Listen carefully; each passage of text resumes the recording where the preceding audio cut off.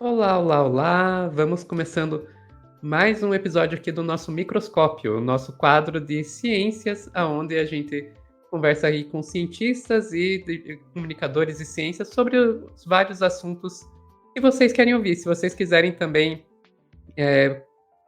sugerir aí novos temas para a gente conversar aqui, pode mandar nos comentários desse vídeo. Hoje nós estaremos conversando com o Dr. Spencer Paião, que é pesquisador aí na área da doença de Alzheimer e também atual diretor na Faculdade de Medicina de Marília, FAMEMA. Sem mais delongas, vou trazer o professor Spencer para conversar aqui com a gente. Muito bom dia, Olá, professor. Como o senhor está? olá, bom dia, Sofia, tudo bem? É um prazer estar aqui, né, poder colaborar com vocês, tentar esclarecer, né, tirar algumas dúvidas, uma conversa bem informal, principalmente para a comunidade, em relação a um tema que é polêmico, né, já há muitos anos, que eu trabalho também há mais de 3 décadas, né, então, que eu puder colaborar nesse sentido, eu estou à disposição, é um prazer muito grande. Perfeito, professor. Já agradeço a É disponibilidade do isso. senhor. Começando, a doença de Alzheimer é uma doença que, assim, ela gera uma imagem na cabeça das pessoas, né? Aquela imagem da pessoa que vai perdendo a memória, começa a parar de reconhecer até mesmo os entes queridos, às vezes fica muito confusa e tal. O quanto dessa imagem é real, o quanto que isso é uma imagem, assim, criada aí pela cultura. Você poderia descrever para a gente como é isso? Tá, Sofia, eu vou usar, assim, a minha experiência, né, porque a gente tem vários casos, né, eu atuo tanto na parte clínica quanto genética, eu sou geneticista. Isso que você falou é importante, né? Primeiro, eu queria esclarecer que a doença de Alzheimer ela representa aproximadamente 80% dos casos de demência. Demência é quando você tem um envelhecimento Uhum. precoce. Então, assim, a gente precisa tomar cuidado, porque, assim, normalmente, é isso que você falou, qualquer imagem, a imagem é perda, quando começa a perder a memória, quando começa com confusão, então vamos tomar cuidado, né? Nem tanto ao mar, nem tanto à terra. Então, é assim, a perda de memória é, sim, um ponto que marca algo que está errado. Mas primeiro a gente precisa definir o que é perda de memória normal, o que é perda de memória que está associada à doença. Hum. Esse é o primeiro ponto. Você falou em imagem, legal. Então, assim, a gente incorre, via de regra, a gente não, a parte clínica tem que ter muito cuidado e incorre num erro, que é assim, dentro dessa imagem que você colocou, não quer dizer que uma pessoa, quando está esquecendo, tem Alzheimer. Então, assim, de Uhum. repente a gente coloca tudo num bojo só e fala assim, nossa, o meu tio, o meu avô, né, ela comete, em geral, indivíduos com mais de 65 anos. Ah, ele começou a esquecer, está com Alzheimer. Não. Agora, precisa ser acompanhado. Por isso que eu falei nem tanto ao mar, nem tanto à terra. Se Uhum. isso for de uma forma repetitiva, precisa procurar ajuda de um médico, um neurologista, um geriatra. Mas vamos voltar para aquela questão de você interrompe, tá? Se você quiser acrescentar Não, não, alguma fique coisa, à pode vontade. falar. A perda de memória normal, a perda de memória patológica. Eu vou classificar, vai ficar muito fácil de entender. A perda de memória normal, todo mundo desenvolve e tem e manifesta, né? Enquanto jovens, enquanto meia-idade, enquanto idosos. Então, esquecer a chave em um lugar que você não consegue encontrar, né? Ela pode estar associada com um monte de outros fatores, estresse, correria do dia a dia. A gente está nisso. Quem que não esqueceu? Todos nós esquecemos, Uhum. né? Às vezes você Correria. estaciona o carro correria. Estaciona o carro num lugar, num shopping, sei lá o quê, você sai e fala, onde que eu coloquei esse carro? Quem nunca? Então, assim, quem nunca? Estou dando exemplos, assim, do cotidiano, né? Com os meus estudantes aqui da medicina, da enfermagem, eu falo assim, no dia de prova é o mais comum isso acontecer, esqueci. Então, se fosse taxar com perda de memória como sendo patológica, é complicado. Então, esses exemplos, eu podia dar inúmeros outros, mas não vem ao caso, já deu para sacar. Esses são, né, eventos de perda de memória que faz parte do nosso dia a dia. Ah, tá. E perda de memória patológica, você falou nisso? Aí começa uma parte que precisa de muita atenção, principalmente quem convive com esses idosos, né? Indivíduos já com mais de 70 anos e tal. Perda de memória patológica, Sofia, e o pessoal que está ouvindo, eu vou dar um exemplo, né? A vozinha que sempre fez aquele feijão, né, que a gente, não deixa de comer a vida inteira. Só que, de repente, num dado dia, ela esquece de colocar tempero. Opa, esse é um sinal de alerta. A gente precisa ficar atento. Quer dizer que isso vai se repetir? Não necessariamente. Mas a demência, ela começa por aí. De repente ela esqueceu de colocar tempero, no segundo momento, ao invés de colocar sal, ela coloca açúcar. Eu já atendi paciente que fez isso. Depois passa 2 dias, ela faz certo feijão, dois episódios. Num outro, ela coloca chocolate ao invés de tempero. Um sinal de alerta. Por quê? Isso está associado com memória patológica? Tá. Porque é algo que ela fez durante toda a vida e perdeu a mão, não sabe mais fazer. Igual senha de banco. O idoso que vai, guarda a senha, só que ele esquece. Não lembro. Não consegue sacar o dinheiro, entrar na internet, enfim. Troca-se a senha, deu 2 dias de novo e esquece a senha. Precisa ficar esperto. Por quê? Porque é uma senha que ele teve a vida inteira. E aí esqueceu. Aí é sinal de que a gente se preocupa com isso, professor? Eu estou falando especificamente em indivíduos idosos. Isso é importante, sua pergunta. Mas como a gente está falando em Alzheimer, via de regra com mais de 65 anos. Eu vou te dar um exemplo só, depois você já pode perguntar também.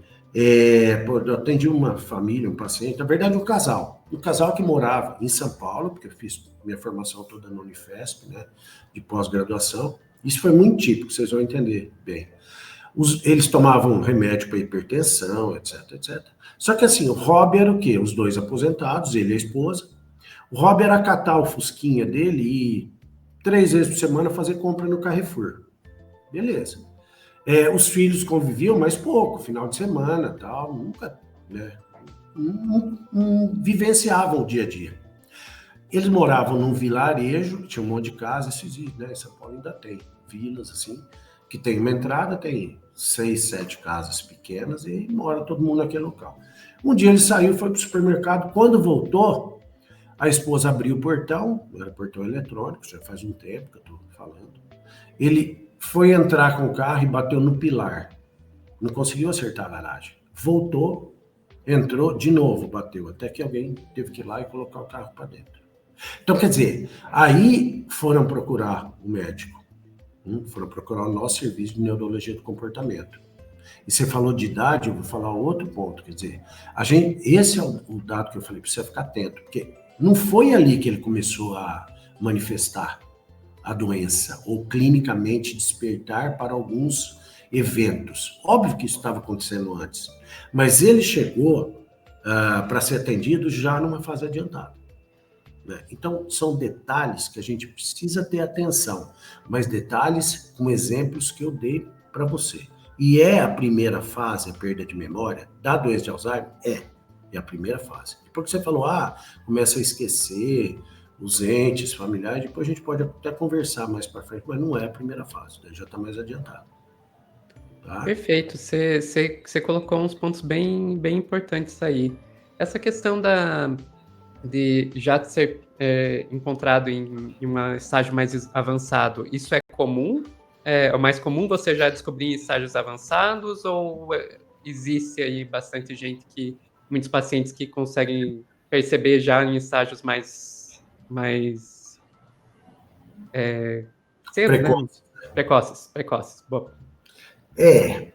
Assim, hoje a gente ainda prevalece o pessoal que procura, mas que não está muito atento para esses episódios. Menos do que há 20 anos atrás, por exemplo, quando a gente atendia na Escola Paulista, porque hoje a turma está mais ligada, entendeu? Acho que diminuiu, mas ainda assim, e outra, viu, Sofia? Sofia, isso tem um detalhe importante, porque assim, a gente ainda não entrou nesse tema, mas assim, é uma doença que não tem cura, né? Tem tratamento, mas não tem cura. Eu não vou entrar muito em detalhes fisiológicos aqui, porque são específicos, né? Mas, assim, tem alguns receptores que estão ligados no cérebro que, quando começa a doença, realmente a gente sabe que tem várias alterações. Tem alguns medicamentos, né? Exelon, rivastigmina, que consegue estacionar a doença. Só que o que acontece? Isso já está na literatura, todo mundo sabe. Esses medicamentos só fazem efeito quando o diagnóstico for feito o mais precocemente possível. Então, tem tudo a ver com o que você falou. Num paciente desse que eu dei o exemplo do carro e do Fusca, é muito mais difícil. Porque quando chega, você até pode desenvolver, eu estou falando o básico, a gente pode ter um protocolo clínico de tratamento, mas via de regra não tem resposta, porque a doença já está numa fase acelerada. Então, daí a importância do diagnóstico precoce. Aí a importância de procurar um médico assim que alguns fatores de sinalização começam a acontecer. Por quê? Porque a evolução vai ser melhor. Veja, não é reversão dos sintomas, mas a gente consegue estacionar essa evolução, que se dá entre 8 e 12 anos, mais ou menos. 8 e 12 anos é o tempo Até que o leva. que Até o aí, óbito, tá. infecção, Alzheimer. Vou te colocar numa saia justa aqui, ok? Peraí, eu vou dar uma saidinha e já volto. A gente tem aqui programas no Meteoro de ciência, de cultura pop, mas o nosso noticiário diário é mais voltado na política. E teve um caso que chamou bastante atenção, que foi o caso do general Heleno, que falou que...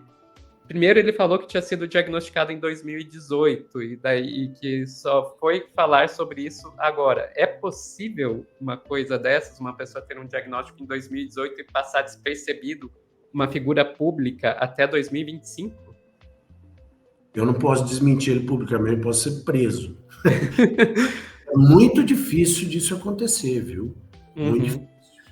Mesmo porque, assim, a evolução, eu falei que é de 8 a 12 anos, mas é assim, tem Isso é do nada ao óbito. Do início da doença ao óbito. Claro, eu atendi paciente com 25 anos de evolução, foi o maior período. Um aqui em Marília e um com 23 anos em São Paulo. São casos raríssimos. Depende muito de cuidado, depende muito de uma característica genética específica da pessoa. Só que assim, por que eu falei de 8 a 12 anos? Quando é feito o diagnóstico, cara, eu não vi nenhum caso que tenha uma evolução, sei lá, de 7 anos imperceptível. Não conheço nenhum caso. Né? Diagnóstico, realmente, hoje ele é clínico, né? Porque eu só tenho certeza depois da morte, quando eu faço anátomo patológico. Mas clínico, a gente consegue, sim, precisa de uma evolução, né, do caso. Mas, assim, eu falei que não tem reversão e não tem mesmo. Então, assim, impossível começar, não tem casos que você o idoso começou a desenvolver, como o caso dele, começou e depois volta, porque era antes. De jeito nenhum. Ela é progressiva, irreversível, né, afetando diretamente o cérebro. Então, assim, eu acho que eu respondi. Muito difícil em 7 anos você não ter sinal nenhum. Não consegue ter integridade cerebral. Perfeito. Voltando para falar dos casos mais gerais, a Saí gente vê... né? Oi? Saí. Eu Saiu. É verdade. Muito bem. Eu já vim preparado, viu, Sofia? Tá certo. Muito obrigado, professor. Continuando, a gente vê muito esses joguinhos, esses supostos treinamentos aí, não, você vai treinar seu cérebro e com isso você vai evitar ou vai pelo menos retardar a demência, o Alzheimer. Isso funciona mesmo? Você sabe que, assim, em 35 anos que eu trabalho com a doença, legal a sua pergunta, eu já vi, assim, centenas, milhares, não vou me atrever, de notícias que, assim, foi descoberta a cura da doença. A gente torce para que sim, né? Eu trabalho numa outra linha, não é terapêutica, é mais no sentido de conhecer melhor os mecanismos envolvidos na doença. Então, assim, muitas dessas, depois a gente pode até entrar um pouco mais em detalhe de alguns eventos que aconteceram no mundo em relação a essas notícias. Mas, assim, hoje, infelizmente, nenhuma é efetiva, do seu ponto de vista terapêutico, nenhuma dessas doenças. Mas a sua pergunta, né, ela sim é efetiva. E eu tenho como comprovar isso. Com um exemplo. Exercitar o cérebro, foi mais ou menos isso que você colocou, pode representar um fator protetor? Joia. A literatura fala isso, comprova, literatura científica, tá? Comprova, tem evidências e pode apostar que isso é verdade. Peraí, Spencer, mas como assim você está falando em retardar a doença? Retardar é postergar.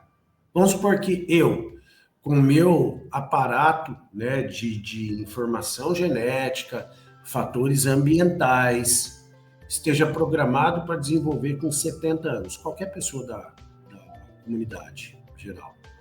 Se eu exercito o cérebro, etc, etc, pode ser que eu desenvolva depois de 5 anos, com 75. Então, posterga, assim. Até a evolução ela é melhorada. Ah, mas aí você está falando sem evidência realmente? Não, tem evidências. Por exemplo, mais de um par de gêmeos monozigóticos idênticos, a gente atendeu na Unifesp. Tem um caso bem clássico, duas irmãs, uma era enfermeira padrão e a outra do lar. A enfermeira padrão, já idosas, né? Assim, 78 anos, acho que foi o início, um pouco antes, um pouco menos, não sei, não me lembro exatamente, mas foi com mais de 73, 74 anos. Ok, geneticamente idênticas, mas a que desenvolveu a doença foi a do lar. A enfermeira padrão, não. A enfermeira padrão foi a óbito por outra causa. Você está entendendo? Uhum. Então, isso para mais, quer dizer, essa é uma evidência. Sim, não é o joguinho e tal, mas mostra que a pessoa estar ativa. E isso, joguinho, joia, porque você está exercitando. Né? Uhum. Ah, mas uma pessoa do lar, eu falo, você está falando do lar? Não, mas se a pessoa do lar fizer palavra cruzada, ela também está exercitando o cérebro. Só que nesse caso ela, né, não exercitava tanto quanto a irmã. Uhum. Então, isso é importante. Não precisa fazer faculdade para falar que estudar para desenvolver o cérebro. Joguinho, como você está falando, tá ok. Palavra cruzada, interação, questão de informática, já está exercitando. Então, isso é importante. Perfeito. O senhor falou que 80% dos casos de demência são Alzheimer, lá no começo da nossa entrevista, né? Então tem uns outros 20% aí desses casos que são outras formas de demência. Exato. E é possível reconhecer essas outras formas também? Com muita calma e muita avaliação clínica é possível. Vou dar exemplo. A gente atendeu um paciente na Unifesp que veio da Santa Casa, de São Paulo, né? Veio com um diagnóstico de Alzheimer. Isso que a gente precisa. Eu estou falando isso lá para 93, mais ou menos. Precisa tomar cuidado, né? Ela veio diagnosticada, mas para fazer o acompanhamento lá no ambulatório nosso de neurologia do comportamento. Um caso bem atípico, 67 anos de idade, e a gente foi estudar dificuldade de marcha, dificuldade na expressão, na fala. Mas um caso bem, bem atípico. Acompanhamos 2 vezes com os familiares, etc, etc. Quando a gente tirou a história um pouco mais fina, a gente descobriu que ela tomava 1 litro de aguardente por dia desde os 13 anos de idade. Aí a gente fez a tomografia e assim, o cérebro dela tinha fritado, né? Várias sequelas de imagem, ela realmente tinha dificuldade de marcha, né? Demência por alcoolismo, existe. Não tem nada a ver com Alzheimer. Ah, mas e por que foi para lá? Para a gente avaliar? Porque ela desenvolve sintomas parecidos com a doença, né? No caso, esquecimento, mas já estava numa fase adiantada. Não por conta de Alzheimer, por conta do consumo de álcool. Uma delas é demência por alcoolismo. Depressão profunda também se confunde com Alzheimer. Só que tem um grande diferencial. Só que tem uma diferença. Quando começa além da apatia, porque também acontece na doença, em determinada fase, pode acontecer episódios de perda de memória? Pode, não tem problema nenhum. Só que qual é o grande diferencial? Isso que eu estou falando, tudo isso tem exames neuropsicológicos, tem evolução clínica, por isso que tem que tomar cuidado. Quando eu falei nem tanto ao mar, nem tanto à terra, é assim, esqueceu, tá com Alzheimer? Diagnóstico clínico, normalmente, a turma já associa, não é assim. Demência por depressão profunda, na verdade, que está dentro das classes de demência, tem um grande diferencial. Talvez seja mais fino, do seu ponto de vista clínico. Mas qual que é o diferencial? Se tratado, vai reverter. Alzheimer vai? Não. Não. Aí que faz sentido, faz todo sentido. Lógico. E tem várias outras, né? Algumas mais específicas. Síndromes, doenças, alopatias, que está envolvido com algumas outras alterações mais finas do encéfalo, do cérebro, enfim. Respondendo objetivamente a sua pergunta, é de 20% a 25% outras demências. Corpúsculo de Lewis, são específicas, tem como diagnosticar. Só que assim, eu não consigo, nenhum clínico consegue, já estou te afirmando. Numa primeira consulta, né, numa avaliação primária com o paciente, fazer diagnóstico. Tá? O diagnóstico é feito com base na evolução clínica. Durante quanto tempo? O tempo necessário em função de exames, de monitoramento, de acompanhamento, para que eu tenha uma evidência maior do diagnóstico clínico e possa intervir de uma maneira satisfatória. É assim. Então, o que você está me dizendo significa, na prática, que estou suspeitando que eu tenho um parente na família que esteja com Alzheimer. Não adianta eu ter essa esperança que, eu vou levar no médico, o médico vai diagnosticar, vai dar um remédio e está tudo resolvido. Não, vai ter que fazer todo um acompanhamento. E o familiar, ele participa desse processo de alguma forma? Então, Sofia, aí que tá. A doença de Alzheimer, ela é realmente, eu acho que não é porque eu trabalho, mas é uma das mais, assim, difíceis do seu ponto de vista de diagnóstico e, assim, uma das mais sofridas. Porque o indivíduo perde a identidade com ele mesmo. Só que, assim, chega num momento que, do seu ponto de vista de evolução, para ele não vai fazer muita diferença, mas para a família vai. Tanto que algumas reuniões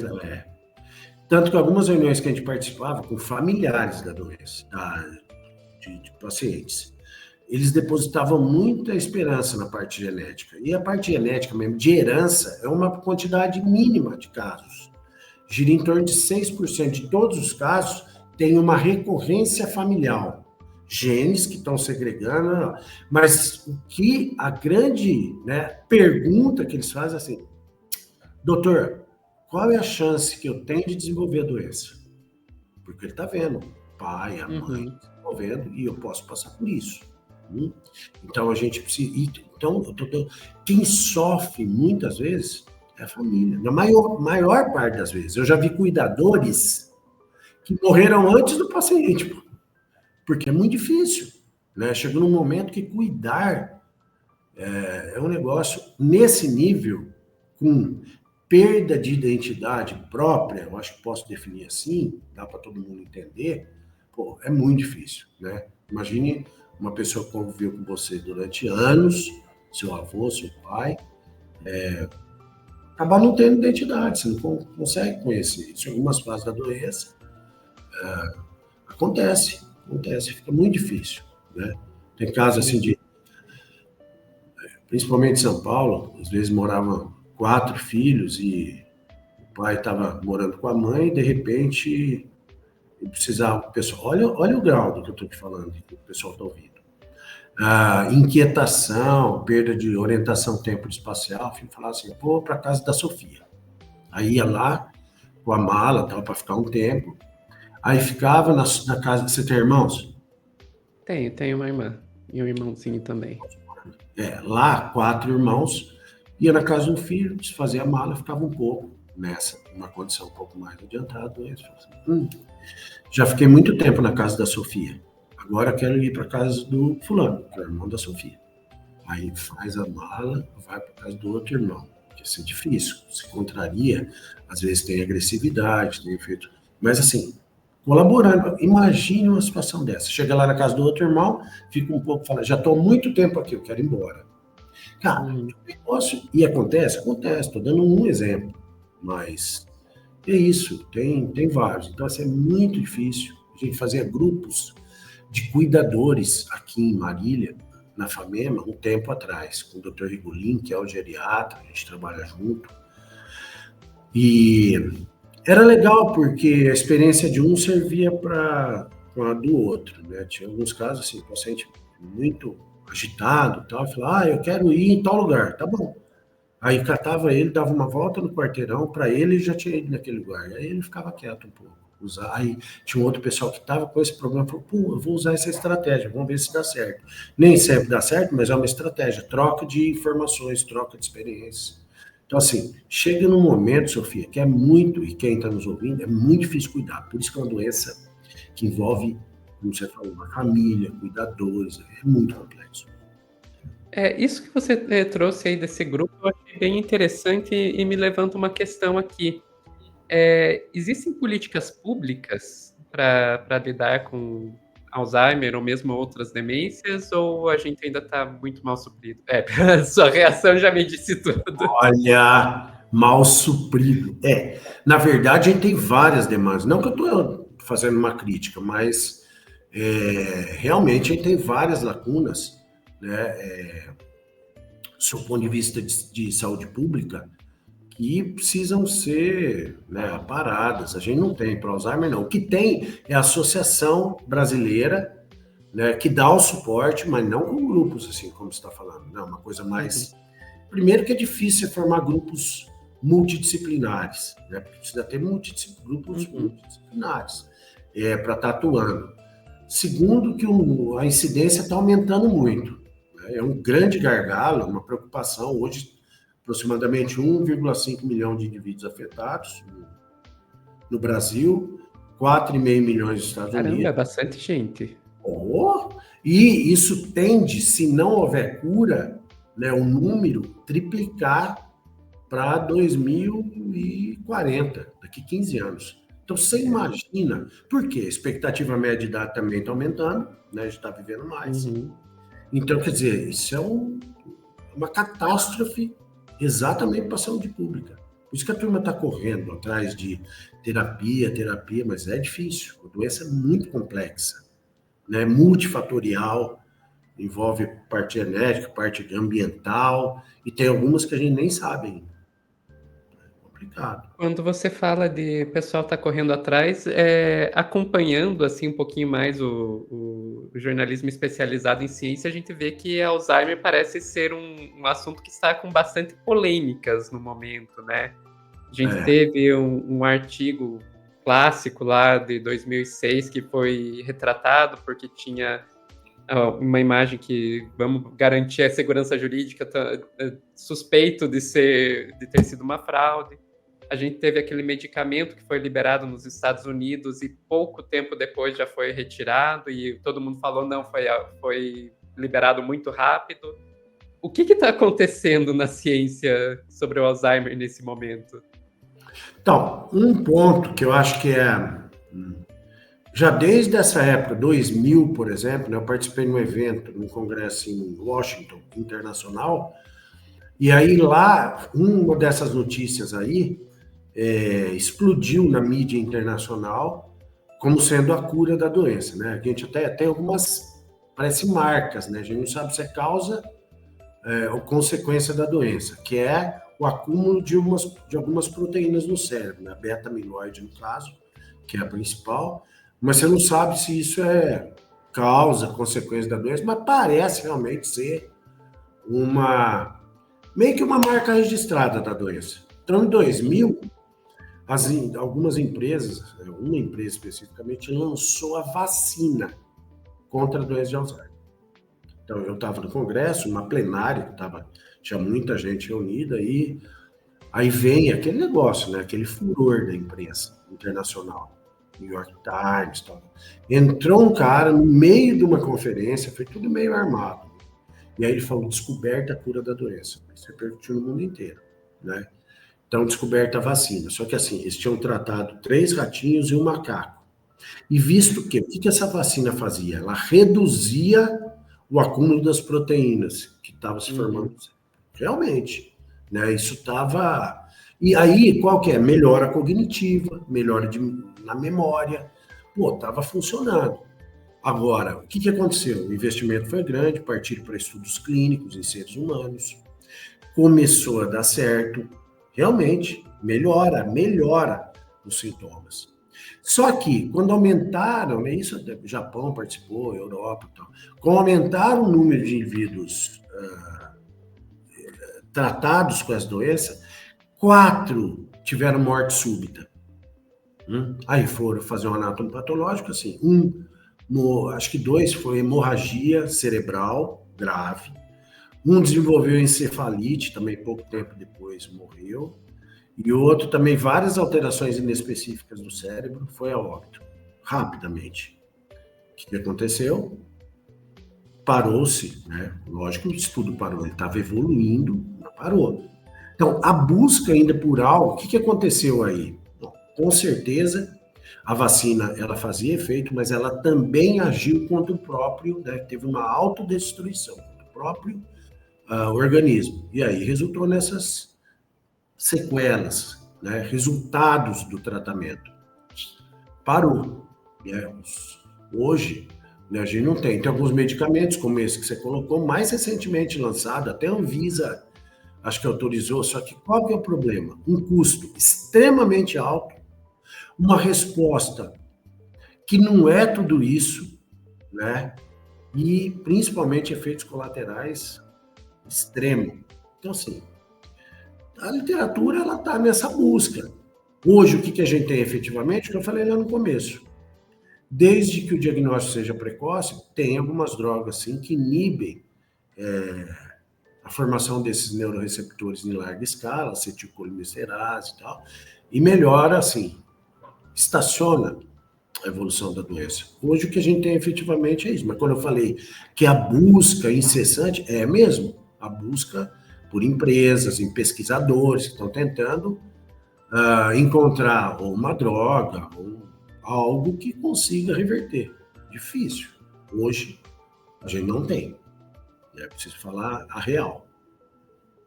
Perfeito. Encaminhando no final, professor, aqui no Brasil, a gente gosta aqui no Meteoro de valorizar o nosso país. Aqui no Brasil, o que a gente tem de pesquisa acontecendo? A gente está seguindo aí no mesmo nível que o resto do mundo? A gente tem muita pesquisa sendo desenvolvida aqui também? Não, a gente tem bons grupos de pesquisadores espalhados pelo Brasil, sim,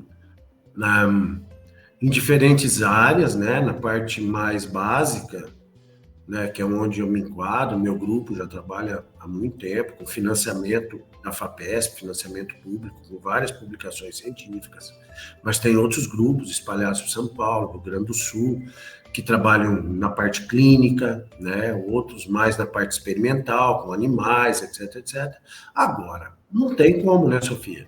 Eu falar que está no mesmo nível dos grupos europeus, norte-americanos, não. Se eu estiver falando, não estou falando a verdade. Falta financiamento? Sim. Financiamento, investimento, agilidade, por exemplo, a gente usa, né, quando está em pesquisa de alta tecnologia, a gente conta com insumos importados. Isso demora muito, às vezes, para a gente ter acesso, mesmo tendo recurso. Agora, o pessoal... Estrutura, né? Lógico. Lá, você pediu, por exemplo, um reagente, coisa do tipo, No outro dia de manhã está no laboratório. Aqui nós demoramos meses, esperamos. Né? Então a gente aguarda investimento também, quer dizer, não dá para. A Não gente tem até. como competir. É uma Não dá, pena. não tem condição. Né? Então, infelizmente, não é. Tem grupos bons? Tem. Com bons produtos, sim. Mas aí a sua pergunta, tipo, dá para nivelar, tá perto? Não, não dá. Não. Bom, né? Perfeito. Daí, professor, tem alguma coisa que eu não perguntei que o senhor acha que seria importante trazer? Não, eu acho assim, o que se você pudesse falar assim, eu vou deixar uma mensagem para quem estiver ouvindo. Eu vou voltar lá para o início da nossa conversa, Sofia. É assim, ó. Fiquem muito atentos para os sinais de alerta, tá? Se alguns desses exemplos que eu dei, principalmente em termos de perda de memória, patológica, qualquer exemplo que venha à sua mente, de ações, fatos que o indivíduo sempre desenvolveu ao longo da vida e de repente esquece, fica atento. Se isso se repetir, leve um profissional, porque ainda tem chance de amenizar. Não deixa a coisa passar. Né? Não, não, isso é relevante. A gente ouve muito isso daí. Não, mas o idoso esquece, a gente também esquece. Assim, não, não, isso é normal da idade, né? A gente escuta. Não. Se for dentro dessa lógica, nem todo mundo está ouvindo aqui, nem todo mundo sabe o que a gente está conversando, mas quem estiver ouvindo, fique atento. Se tiver uma pessoa já com mais, um idoso, etc., fique muito atento para esses sinais de alerta. A gente chama de sinais de alerta. E se acontecer, corra. Procure um especialista, porque ainda há chance. Eu deixaria esse recado. Não é de pesquisa de ponta, não é como eu atuo, mas é nesse sentido. Isso precisa ser. Perfeito. Perfeito. Então é isso, professor. Agradeço muito a sua disponibilidade e nossa porta aqui está sempre aberta para o senhor. Legal, legal. É um prazer participar, viu? Foi muito legal. Eu gosto de conversar com o Sofia, ainda mais quando a gente atinge, né, a comunidade. Então é muito legal. E eu acho que informação é isso mesmo. A gente tem que ser passado. Vocês estão de parabéns. Tenho certeza que vocês abordam outros temas também muito interessantes. E eu estou à disposição. A hora que você quiser, pode chamar que eu venho. Beleza? Perfeito. Grande abraço a todos aí que estão. Abraço, professor. Tchau, tchau. Tchau, tchau. Pessoal, muito obrigada por assistir. Se vocês têm outros temas que vocês gostariam de ouvir, pode deixar na caixinha de comentários aqui embaixo que a gente vai atrás. E aproveitem e vejam os episódios anteriores aí do nosso quadro. Já conversamos aqui com um socióloga sobre violência contra a mulher, já conversamos com um ambientalista sobre a COP30, já conversamos aqui com um neurocientista sobre o sono, então vai ter mais temas aí interessantes vindo pela frente. Então, muito obrigado pela audiência e tchau, tchau.